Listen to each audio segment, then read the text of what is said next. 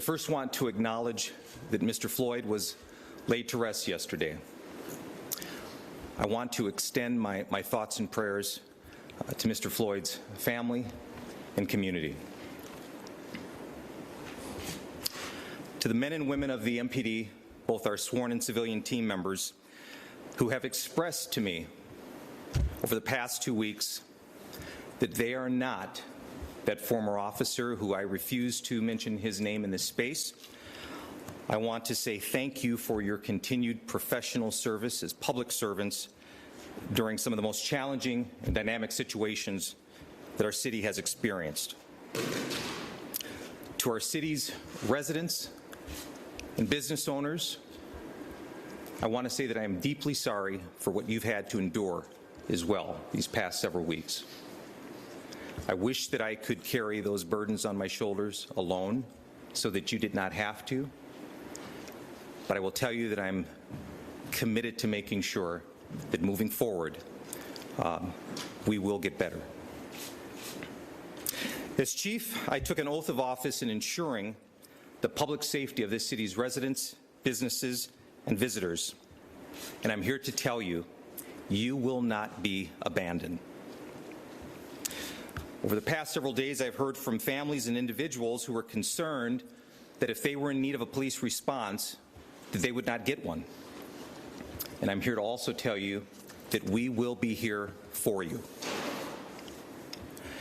To our Minneapolis community members, faith leaders, social justice advocates, civic and youth leaders, along with the esteemed leadership of our local Urban League and NAACP, and also our community elders, I want to say thank you for our continued, ongoing dialogue and solutions-focused conversations. But what our city needs now, more than ever, is a pathway and a plan that provides hope, reassurance, and actionable measures of reform. Because I work for and serve the people, this work must be transformational, but I must do it right. Now, this will not be accomplished overnight. It will take time.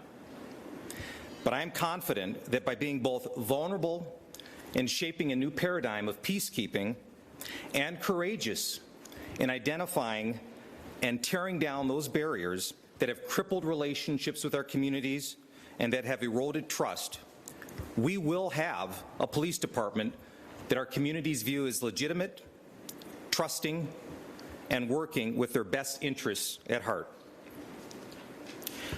Now, today I will highlight just a few of these key areas in my plan, and I will be scheduling additional media briefings and press statements over the course of the next several days and weeks. Beginning today, as chief, I am immediately withdrawing from the contract negotiations with the Minneapolis Police Federation. I plan to bring in subject matter experience and advisors to conduct a thorough review of how the contract can be restructured to provide greater community transparency and more flexibility for a true reform. Now, this is not about employees' benefits or wages or salaries, but this is further examining those significant matters that touch on such things as critical incident protocol, our use of force, the significant role that supervisors play in this department, and also the discipline process to include both grievances and arbitration. Now, I believe I speak for my chief peers here in the state of Minnesota, as well as across our country, that there is nothing more debilitating to a chief from an employment matter perspective that when you have grounds to terminate an officer for misconduct and you're dealing with a third-party mechanism that allows for that employee to not only be back on your department, but to be patrolling in your communities. A second key measure of my plan of reform is to integrate new systems that use research on police behavior to connect officer performance data so department leaders can identify early warning signs of misconduct and provide proven strategies to intervene. Now, why hasn't reform in this area worked in the past? The academic experts who've studied this have revealed that supervisory action alone to remove problematic officers is very rare and significantly absent in larger departments. So for the first time in the history of policing, we here in Minneapolis will have an opportunity to use real-time data and automation to intervene with officers who are engaged in problematic behavior. I'm also very excited about the generous funding and research assistance by our own Minneapolis Foundation.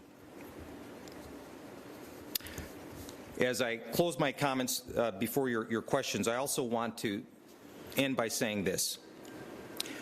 Race is inextricably a part of the American policing system.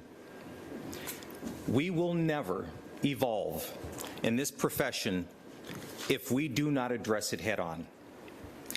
Communities of color have paid the heaviest of costs, and that is with their lives. And our children must be safeguarded from ever having to contribute to the horrific and shameful chapter of this country's history. My plan will focus on imperative and respected community collaboration with an emphasis on the science of justice. I was born and raised in Minneapolis, and as a child growing up in this city, I did not see many peace officers that looked like me. And for the ones that I did, they were my true sheroes and heroes. Since I joined the ranks of this department, I've dedicated my service to not only helping, but healing. And I will continue to do that. Now, I also recognize that parts of this department were broken, and I brought attention to that several years ago. But I did not abandon this department then, and I will not abandon this department now. History is being written now, and I'm determined to make sure that we are on the right side of history. Thank you.